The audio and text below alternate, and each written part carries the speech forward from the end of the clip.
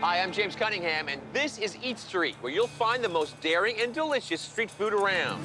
Welcome to a special edition of Eat Street, where we truck across the pond to check out 7 of the finest street food establishments in the UK. First up, we're cruising into London's Whitecross Street Market for traditional English pies to go with Chef Andy Bates at the Eat My Pies cart. I make traditional British food, but done with love, made like someone's mum made them. Really creamy. These are perfect. It doesn't taste like anything American. No. You've got to try them, they're fabulous. Yum. Britain wouldn't be the same without these. Then, we're bussing it to the south bank of the Thames for the best burgers in London, Indian style, at the Bhangra Burger Bus. I am a massive fan of Bhangra Burger. It's so lovely. There's a real nice fresh taste to it. Very hot, but very hungry. Tastes so good. Over in East London's financial district, we're lunching with the bankers at a 5-star Airstream trailer called Street Kitchen. The food is amazing. Everything there is British. If you want to make food taste brilliant, you've got to cook it fresh. You can get really good Michelin star food at street food prices. Amazing. And finally, we're strutting in style on West London's Portobello Road with a handmade snack straight from the streets of Calcutta. Jamuri is a wonder dish. Make you feel happy. It's spicy, it's tangy, it's sweet. I suppose you could call it a savoury muesli. Lovely jubbly. Got a lot of protein in there, carbs, fresh vegetables. It's the perfect street food. All that and much, much more coming up on Eat Street, the UK edition. Bloody marvellous.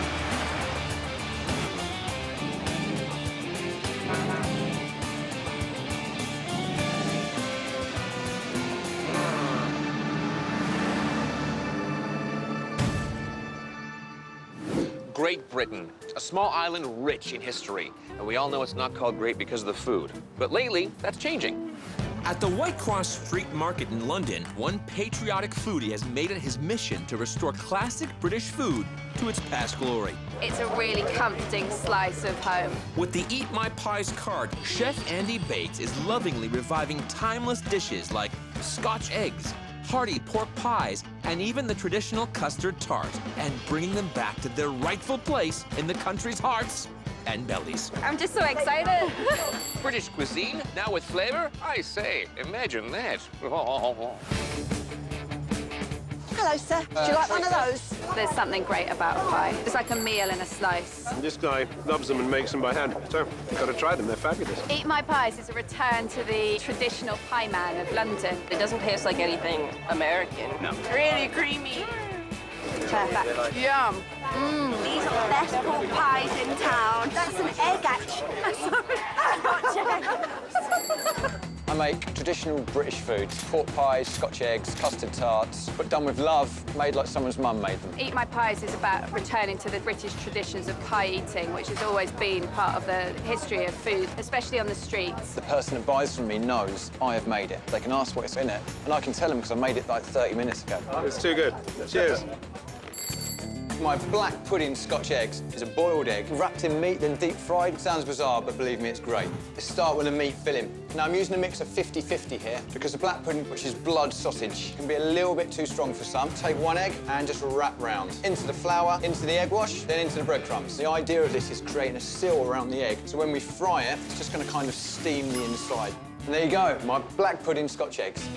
The egg is a perfect consistency of food. Isn't too hard, and it's not too runny. It's just right. These are perfect. I have never seen a black pudding Scotch egg before in my life. It's nice. Yeah, you get egg, you get the spiciness of the black pudding. Bloody marvellous. So before this, I was working in music videos and commercials, but I'd always loved cooking, and I started making pies for friends' birthdays. Then in the end, I decided to try a little pie stall. Well, Andy's probably started cooking from about 2.5, 3 years old. Yeah, my mum taught me a lot of cooking, good, honest food, and that's what I got brought up on. Do you want the pie cut in half? Nice. Lovely. What I'm going to be making for you is my ham, cheese and egg pie. I've got some water and some lard. Put in a pan I'm going to bring to the boil. Some plain flour here, creating a ball, so just keep stirring until you've got just a lovely dough mix. Take the pastry, the cake tin, on top, and let the pastry just fall into place. I've got some cooked ham hock here next to cheese. Put a nice layer, and for the next layer, I'm thinking, well, what works with cheese? For me, egg. I'm just going to top it up. Because this is eggs, they will need seasoning. Now for the lid. Take the remaining pastry and roll. We're going to put a hole in the top. I'm going to brush with egg yolk, bake this for 1 hour. So the pie's been cooked, but it's not quite ready. What we do now is add jellied stock, pour it in. Now it's ready to serve. And there we go, my ham, cheese and egg pie. It's interesting to have pie cold in a good way. It's good, It's yeah. tasty. Look, it wobbles. You can't have pie without the jelly. Now it's time for pudding. So the main start to my day, start making pies, load up the rickshaw, dive into town. This is called the Beast. It's the fastest humper junk in the galaxy. There's 2 ways of riding it. It's really heavy at the beginning of the day, and hopefully at the end of the day, it weighs nothing. Come on, girls. 0 calories. On my stall today, I've got Mum working for me. Mum, me eat street, Mum, eat street, Mum. My job is I get things out, I talk to the customers. Hello there, darling. Can I help you? Come on, try these lovely pies and tarts. At the end of the day, when you've got your mum working for you, you're going to get 110%, aren't you? Yeah, just enough! So now we're making a classic custard tart. Couldn't be more British than this. So I'm going to take this pastry. Now I'm going to bake for about 20 to 25 minutes. Egg yolks, sugar and cream. What I'm going to do is add the sugar to the egg yolk, whisk, then once mixed, simply add the cream. So after 25 minutes, so you've got a nice colour to the pastry. Now what we've got to do is fill it and bake it. Right, yeah, look at that. We're going to take some of this nutmeg and just simply grate on top. And there we go, a real classic British custard tart. It's really soft and creamy. It's quite light, so I think I'll eat it all. I've never tried custard tarts before. It really tastes good. This is a gorgeous little slice of custard tart. If you like cream, this is your ticket right here. Enjoy, thank you. Take care, bye-bye. My favourite thing about this job, definitely making food and then selling to people directly. I like the interaction with the customers. I like showing them what they're getting. This is as it would have been made years and years and years ago. It's going to set me up for the rest of the day. Hopefully I can put British food back on the map again. Some fantastic street food. So good. They come to my stall and they're going to taste like fresh, honest food.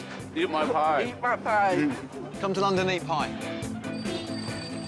Gandhi once said, to a hungry man, food is God. And that would explain why this next truck has such a large following. Oh. On the banks of the River Thames, another wise man is combining curried cuisine of the East with the fast food flavors of the West. Amazing. This is Bhangra Burger, Absolutely lovely. a colorful horse truck that's kicking out Indian spiced burger wraps like crazy lamb jalfrezi, Balti beef, and mighty masala fish that are converting hungry Londoners en masse. It's too much chili, just too much chili. But it's lovely. I know. Gandhi was a vegetarian. Well, nobody's perfect. There's lettuce. While there's a rich tradition of Indian cuisine in London, no one's ever served it out of a bus. I am a massive fan of Bhangra Burger. Tastes so good. It's so lovely. It's not really like a traditional Indian food. This is in your hand, get up and go. This is a whole curry in the burger, basically. You get fish, you get lamb, it's fantastic. It's quite handy because you can just walk around, you don't need a knife and fork. You need a few napkins, I'd say. Messy, but amazing. Wow, it is hot. My bullhead is sweating, but I really like it. Oh. The concept of Bhangra Burger is all about fusion. It's about kind of bringing the best of British food and Indian food and fusing it together. I'm somebody who loves Indian food, loves Indian curries. I know spice flavours and what goes and what doesn't. Lamb chop. I have got an amazing, yummy lamb jalfrezi burger. Tastes so good. We've got coriander through it, bits of chilli, you can see the onion, you can see ginger in there. So it's got a really rich flavour, nice and hot on the grill. Seal it around the outside, keeping the juices. This is actually a Lebanese flatbread. I just spray it with a bit of water first, softens it right up. Lovely, stretchy, warm. So here's everything you can get on your burger. Iceberg lettuce, nice bit of crunch. We've got a really nice coriander salsa, mango chutney, sour spicy pickle, and we have a chili pickle, which is chili, lime, and fenugreek. On comes a lamb jalfrezi burger, mint, cumin, raita over the top. It's wrapped, the crazy lamb jalfrezi burger. It's sweet and savoury and sour all at the same time. Amazing. You got all your spices coming through from the meat. That's really tender. It's a real nice fresh taste to it. Can I get it all over my face? I used to make these burgers for mates at barbecues. One day a friend of mine called me up and said to me, bloody hell, you got to bring up them Bhangra burgers, mate. The spicy Indian burger. I thought, what a great name. And ongoing, they grew and grew and grew, and everybody knew about them. Every barbecue I went to, I was asked to do them. And I went off to uni, studied architecture, and started working as a trainee architect. And that kind of started doing it on the weekends in different markets. And before I knew it, I was making more money on the weekend than I was on a trainee architect, which wouldn't be hard as a trainee architect. Today feels like a fish day.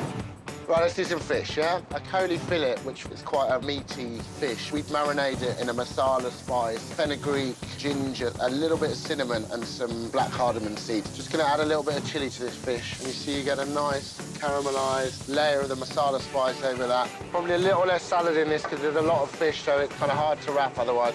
Everything on, a nice big portion of fish to go on there. And that's the masala fish wrap. It's moist and it's easy to eat. Slide down on my throat with this lovely sauce and tomato.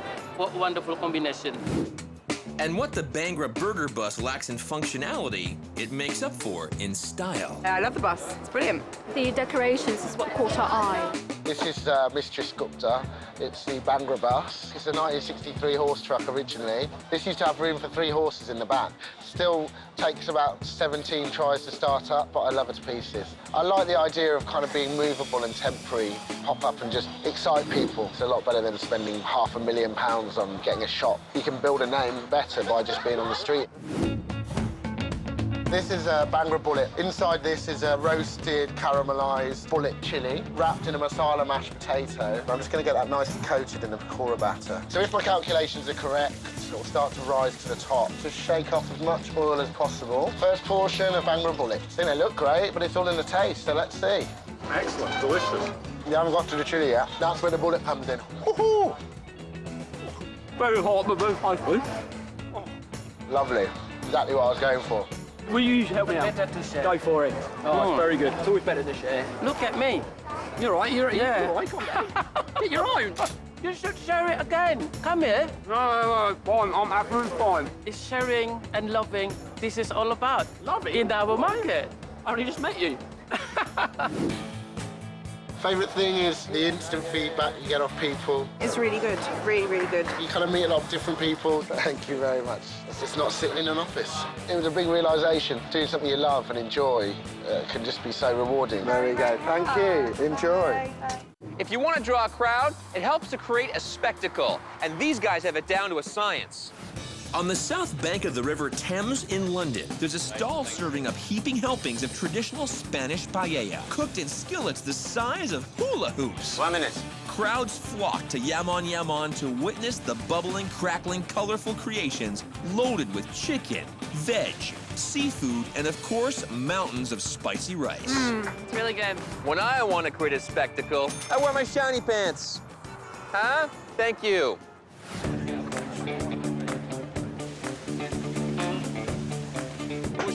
The business is called Jamon, which means ham. When we started out, I was making ham and cheese baguettes and sort of evolved into just making paella. It's a Spanish dish, and having stood there watching him cooking it for half an hour, I thought, had to taste it. This is really good. It's cooked all over from inside and the outside, and it's really yummy. Flavorful rice and the seafood, just perfect and tender. It's like the Spanish national dish, big dishes, rice, chicken, seafood. We don't really do ham anymore, but the name just kind of stuck. Well, to be honest, I think it's just bloody good. Paella is traditionally a peasant dish. Basically everything that's left over thrown in a pan with rice, and it's cooked in a big, wide pan. And the idea being that you can cook lots of it in one go. Paella rice is cooked a different way from, say, risotto rice. It's got to come out slightly crunchy, yet still slightly soft. It's good. It is a big celebration of rice, really. Está muy bueno. If you want to make a whole authentic paella, you've got to know the parts. Sofrito means stir fry, so that's the base. Right now I'm cooking off onions, we're softening them. Then we're going to add those 2 roasted red peppers. We're going to blitz all that up. There we go, it's the beginning of a great dish. Any Spanish dish worth its salt, really, will have tomato and garlic.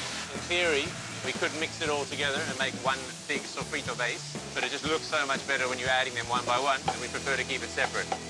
So this is the cross, la cruz. And the theory behind this is if you add the rice to a level like this, that's the perfect amount of rice. The mark of a great paella is the crusty rice. That is called socarrat, a little vein of gold in a sea of ore. That's Of almost like a sweetness, which I think is coming off the rice. That here was almost caramelising on the bottom of the pan. A little crunchy on the outside, but soft on the inside. It's definitely passes the test. It's good. So my background's pretty picturesque. I'm a Jewish boy from Cape Town, which is in South Africa. Left university, went traveling, went to Europe and stayed for 12 years. That's kind of how I got here. You wonder how I keep my hair short? Flames. So working with me on the stand today is Douglas. He's English.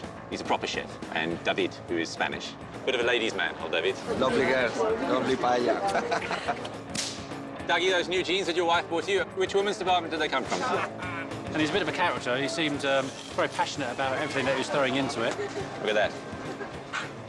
A tough crowd, hey? Any sort of applause or appreciation? Thank you, thank you. I get there eventually. The paellas we're making today, the first one is the paella valenciana. The origins of paella supposedly are in Valencia. Anyway, that's what the Valencians say. These are free-range halal chicken legs. We get this from a local butcher. These are the runner beans. What you want at the end is the runner bean to be so tender that when you put it in your mouth, it sort of goes shloop. Now I'm going to add some salt. The garlic goes in the middle. Very, very high-quality paprika from Spain. I'm going to add some tomato. Now we mix this whole mixture around together. That's going to form the basis of our socarrat. Next thing to add is a bit of water and then some stock. You can't make paella without saffron. Now we're going to bring that to the boil. Once you add the rice, you're in a countdown, 15, 16 minutes. Butter beans aren't to everybody's taste, but they're part of the traditional Valencian recipe. You can smell that rosemary cooking up now. Anyone like to order some paella? Come to me, please. Initial impression is it's pretty tasty, actually. Yummy. So this festival today is the Real Food Harvest Festival, dedicated to promoting sustainable sourcing and just really good local food. British as you can get. British runner beans. This is bringing together what I consider to be some of the best street food makers in one area on the south bank of London. Making the seafood paella is a different process. So I'm going to add a bit of oil first. Like everything else in Spain, the meal is mainly salt. If you could smell this, the prawn skins are toasting up really nicely, and that flavor is going to stay in the oil. I'm going to immediately follow up with some squid. I'm now going to add some garlic, paprika, add a nice big spoon of that, some tomato, and that's our sofrito base. This is seafood stock powder, nice good pinch of saffron. And when it's come to the boil, I'm going to add the rice again. And then when the rice is cooking along nicely, we will add our New Zealand green lip mussels, chopped roast red peppers, add some peas. So come to the end of it all and you have this amazing display of colour. Excelente. Deliciosa. My favourite thing about the job is the people. It's the interaction. The reason why I do this is essentially I started doing it as a bit of a lark. I'll give it a try. I'll sell food in the street, and I never really stopped. People kept coming saying this is amazing. And I thought, OK, fine, we'll carry on. But deep down, this is mine. It's my baby. I love it. So I guess I just carry on doing it. It's estimated that Americans eat over 20 billion hot dogs a year. In Britain, the dog isn't nearly as popular, but one man is trying to change that. This is just heaven, this is. In the East Dulwich district of South London, you'll find legendary hot dog hawker Cooper DeVille, a.k.a. the Dog Father. All right. Cooper's serving up earth-shattering meat rockets like the Mexican Elvis and the Snoop. It's exotic street meat that puts most New York vendors to shame. That's one small bite for man, one giant bite for mankind. Here in London, a regular hot dog's easy to find, but certainly not a good one like this. He's taking it to the next level. Oh my God, it's amazing. That's some good dog. Absolutely spiffing. Bloody unbelievable. I'm so chuffed with this. That is definitely the wisest choice I've ever made. Truly delicious hot dog. Can I have another bite? It's a meal in itself. Size, taste. This is seriously to die for. Better than an American hot dog. And what about you? You want a small dog? The Dog Father is about doing the best gourmet hot dogs in town. To be as original as possible, to stand out. He's always got to kind of pimp it up and glam up the dog. With the best quality buns we can get, the best beef kosher dog we can get, and then the rest is up to me. Make my own sauces from scratch, blend my mayonnaises, and just come up with innovative combinations. Which is why I love it. That's what we're about. Dog Father, please. The Dog Father is one of the best sellers. It's the daddy. We're going to start with the onions, get that going. Cubed mozzarella. We've just got a little bit of dried oregano. We want them to start melting. We're going to get the chorizo on the grill, get the oil start to infuse. You see the cheese, absolutely brilliant. Nice and gooey. Always have the bun toasted. Now we're going to build the dog father. Onions and melted mozzarella. Spread that out. Just easy with the jalapenos. Beef dog, homemade roast pepper marinara. Top that with some Parmesan cheese, the dog father. Delicious. It's got the smoky flavour from the chorizo sausage. It's a wonderful combination. Best I've ever had. And although the Dog Father is only a stall, you could easily mistake it for a classic American diner. It's meant to be a bit kitsch, a bit fun, so people can feel welcome to sit down and relax and enjoy the best hot dog they've ever had.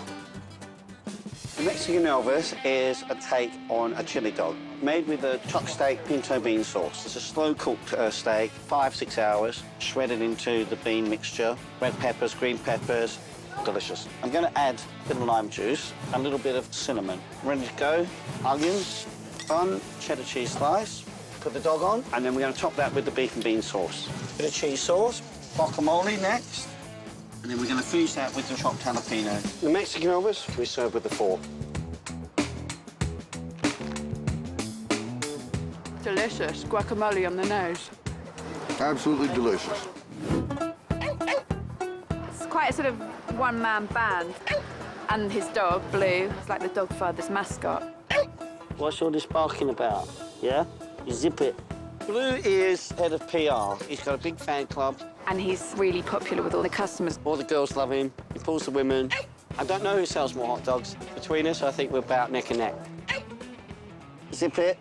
We're going to start with the Snoop Dogg. Get the bacon crispy, get the onion frying, cheddar cheese slices, onions on top. We want to give it a little bite. Crispy bacon on each side, barbecue sauce, beef dog in the middle, a cream corn mayonnaise, which we inject into the dog. We're going to finish that with some green onions. The Snoop Dogg. There's a really good snap when you bite into the dog. Lush. And that cream corn mayo is genius. There's loads of garnish in there. It's like just party in my mouth at the moment. It's great. I love it. Sorry, can I have a bite? The Snoop Dogg, it's fantastic. Good. The whole idea is to tell people how good Cooper's hot dogs are. Otherwise, you won't be on TV because they go, no, he's not saying the right thing. I'll say, why do you like these hot dogs for? And you go, because they're the best hot dogs I've ever had. All right? No. Well, that's it. They won't end up being on TV then now, will you? The Slum Dog is a Indian hot dog. We've got the potato with the turmeric and mustard seed, and then we've got our garlic saag made at my local Indian takeaway. Spinach, onion, peppers, and spices. We're going to combine these two, get that on, warm it up. The buns need to hold all the different ingredients, not go soggy. Add our hot dog. Inject mango chutney mayonnaise. We're going to use the onion bhaji as the finishing touch. The onion bhaji is an Indian starter where we get the crunch, but we're also going to get the wonderful spices. And there we have a Slum Dog. Brilliant flavours, all holds together really well. It's just delicious. Yeah, it's really nice. It's really nice. He's not trying to become a millionaire here. He's just trying to sort of have a role to play in the city, and he's really kind of made himself a nice home here in Dulwich.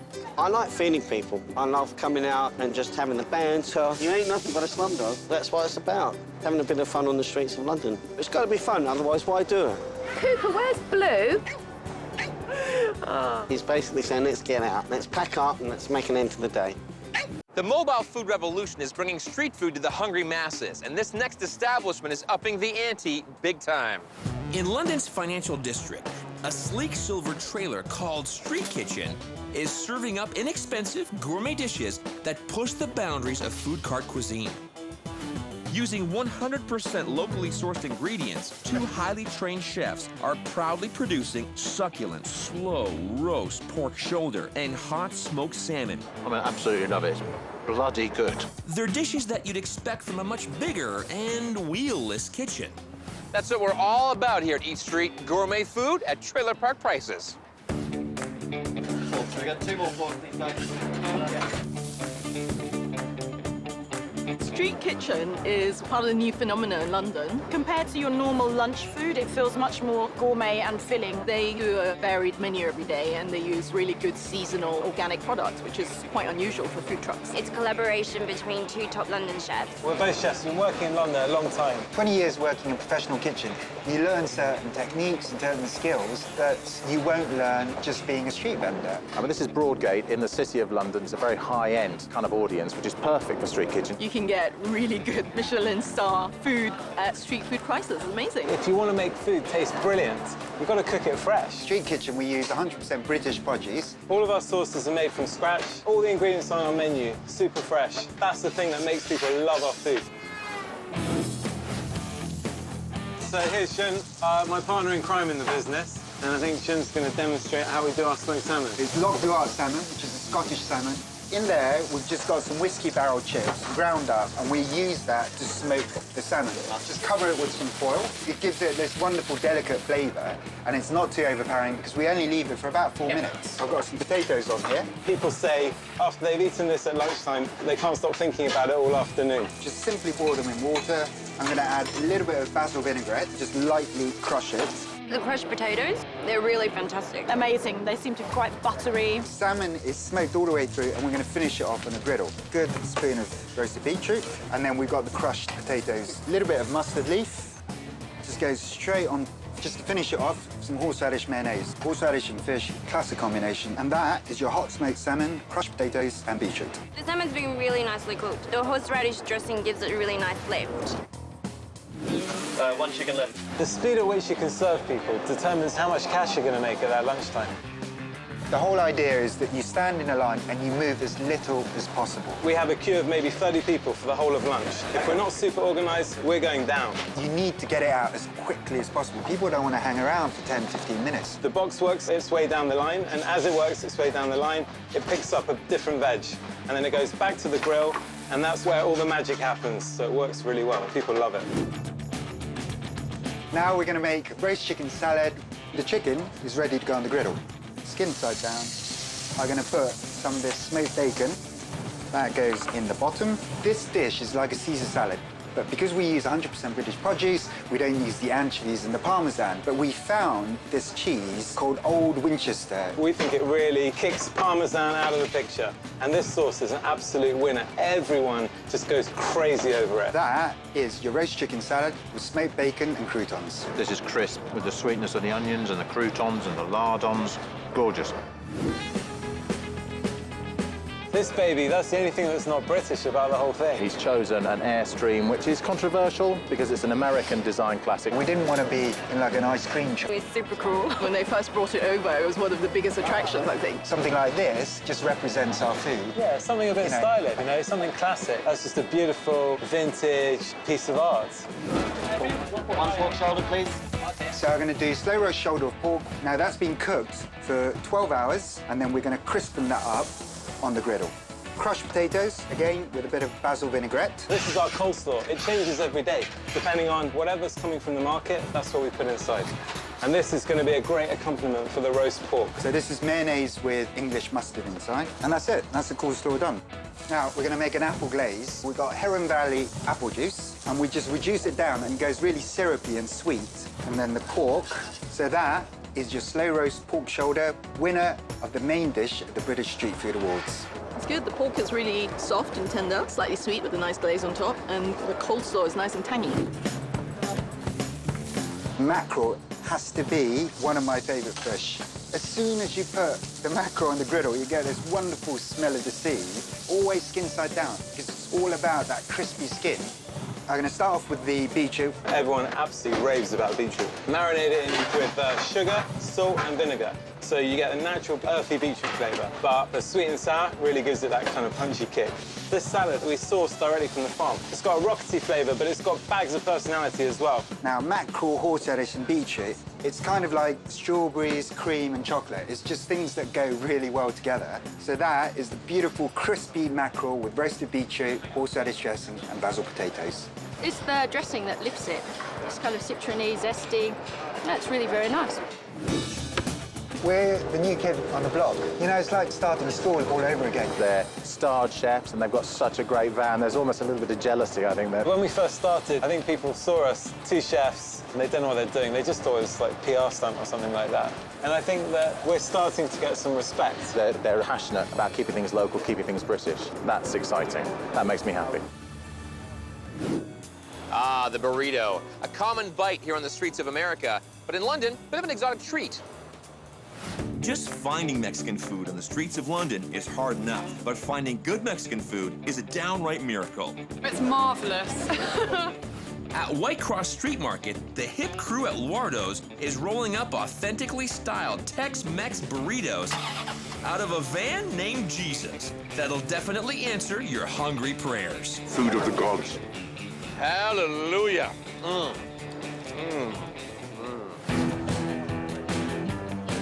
I come here at least once a week to Luardo's. They're just the best burritos. Anywhere else after you've had one of these, it's just absolutely not good enough. Brought my brother here to get the best burritos in London. It's absolutely amazing. It's really hard to find good Mexican food in London and across England. We've had some fairly rubbish Mexican food. In my opinion, my favourite burritos in London.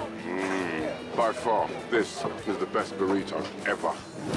Luardo's is run by Simon Luard. The name Luardo's kind of came from my name, but I didn't think Luards sounded Mexican enough. We put an OS on the end, gave it a bit of Mexican flavour. He just had a vision that he wanted to bring something really great to the streets of London. In the burrito, you get your beans, your rice, your choice of meat. Meat. Fresh ingredients, all made from scratch. And you can really taste the difference. This is way too big for one person. I'm glad they took a big bite, because it is very good. It's amazing. This is a tasty burrito. So we're going to make a beef burrito. Boom, beef. It's chuck steak, some different spices, paprika, cumin, cinnamon, chipotle. We'll let that cook for about 2.5 to 3 hours until it's tender and falling apart. Oh, grab our tortilla, add some Monterey Jack cheese, good spoonful of rice, black beans, then the chipotle beef, good sprinkle of coriander, governor, Cholula for that kind of fruity zinginess, some chipotle, and then just a few drops of habanero. Fresh tomato salsa, big dollop of guacamole, some iceberg lettuce, big squirt of sour cream, and that's it. And now I'm going to try and wrap it. I can't roll. It's pretty embarrassing, seeing as this is my job. John, you got to roll it up. He's the fastest rapper in the East. Slams it about and shows it who's boss. That's a beef burrito. How you doing? I like this. Delicious. I'm probably going to want to sleep after this, I think, because it's huge. No, it's really good. So messy, but so good. The van's name is Jesus. It's a Citroen H van. Its full name is Jesus H van, and it used to be a school bus in France. It's pretty tight, but you kind of get used to it. Every now and then you kind of end up touching each other in the wrong place, but that's all good. Just makes the day go a bit faster. So we're going to make a chicken burrito. Andrew, do you want a chicken with garlic, an onion, and some bay leaves? Lovely chicken, and we're just going to poach the chicken in that. Probably going to cook for an hour. Chicken's cooked. It smells like Thanksgiving. And it smells like Thanksgiving. 12-inch flour tortilla, Monterey Jack cheese, some of the rice, black beans, and some of that shredded chicken breast. Fresh coriander, Cholula hot sauce, chipotle. This is the habanero hot sauce, just a few drops. Pico salsa, pico de gallo. Add some guacamole, some lettuce, generous amount of sour cream. This it's pretty heavy, actually. Yeah, Luardo's is really good. The guacamole is amazing. So many different flavors, so good. If I had a whole one, I probably wouldn't need to eat again today. Sorry, I can't stop eating it. This is so good. This one, it's me. Sarah is the lady on the side of the truck. It reminds me of a wanted poster. I don't know. John, why is Sarah on it? Yeah, I guess because she's more beautiful than me and John. Yeah. Pork burrito. The pork is my favourite. It's basically slow-cooked pork. It starts off with olive oil, Spanish onions, paprika, cumin, black pepper, and cinnamon, and that just kind of sweats down and cooks for a while. Just get our tortilla, get the cheese on so it starts melting down, some rice on, some black beans, and then the pork, a good sprinkle of coriander. I think they probably call it cilantro in Mexico. So a bit of Cholula, chipotle for that smokiness, and just a few drops of habanero, tomato salsa, guacamole, iceberg lettuce, good amount of sour cream, and that's it. John, roll this mother. And there's a pork burrito. The pork is really good. It's very moist as well. Nice ingredients, good quality. Loado's best burritos in London. It's just got everything in it. Woo! I just hit a bolt of habanero. Woo! I'm going to make the habanero sauce. I'm going to put the habaneros straight into a blender. Not really supposed to touch these with your bare hands. I think they're 50 times hotter than jalapenos. Did you just eat that? Yeah. That was pretty stupid and I'm going to regret it later. A little bit of sugar, freshly squeezed limes, olive oil, blend it up. And we're done. Too much. It's kind of a slow burn. It's normally a lot hotter, but it's still quite hot. It's amazing to see how far he's come. People love it. They queue up round the block for it. There's a very good reason for the queue being that long. They're absolutely brilliant. The best darn burrito in London. It's just delicious. We're all good friends. We're all kind of pretty close, and we all get along really well, have a good laugh. Just keep on trucking, see what happens. Here in North America, it seems like we're going through a street food revolution, but the rest of the world has been eating creatively curbside for generations.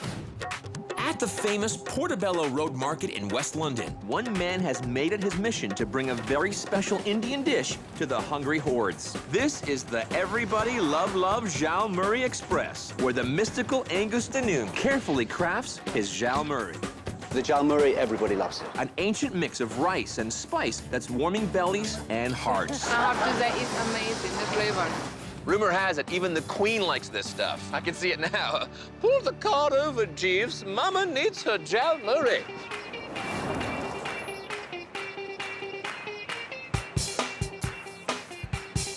I call it the Everybody Love Jal Murray Express because everybody loves it. Jal Murray is a wonder dish. It is based around the puffed rice. He's taken something right out of the heart of Kolkata in India, a classic street food. It's a snack, but in that snack there are many, many things. It's the crunch and it's the tanginess. It's this amazing combination. Spicy and savoury. The original fast food. Jal actually means hot, as in jalfrezi, and Murray is the puffed rice. A symphony for the palate, all in one little package that he can take anywhere around London. It's a snack that makes you feel like the whole body is doing well as a result of eating this thing. Make you feel happy.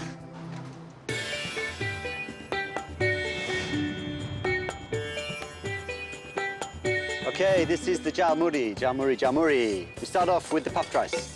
You get raw rice, and then you cook it in hot sand, and it puffs up a bit like in England we have the rice crispy. This is the chana dal, it's a type of lentil that's been fried. The sev, the chickpea flour noodle, the roasted peanuts.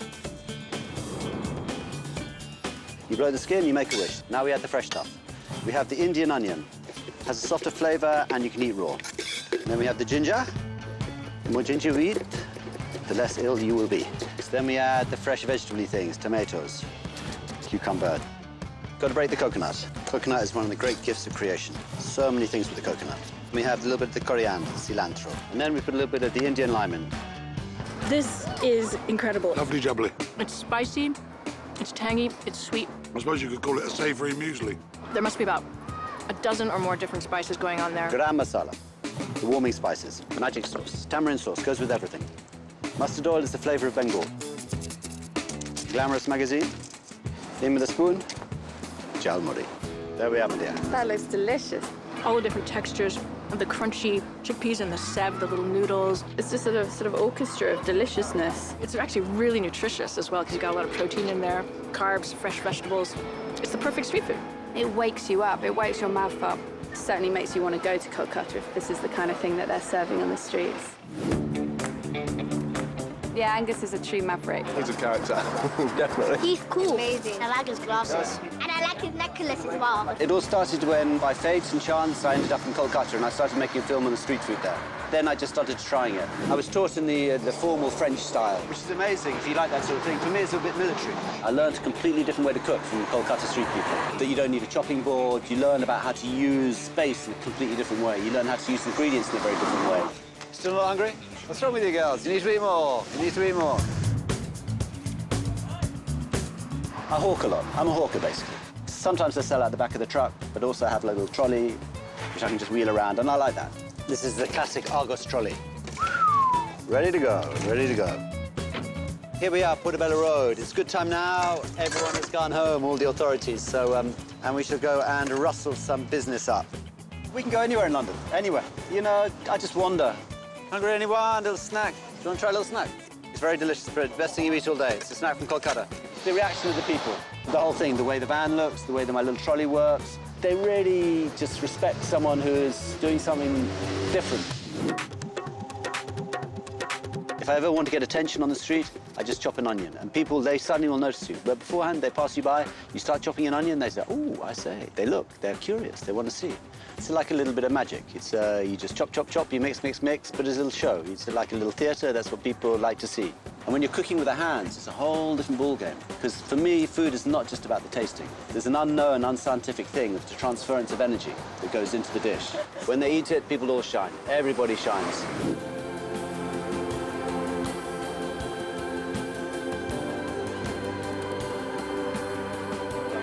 Thank you.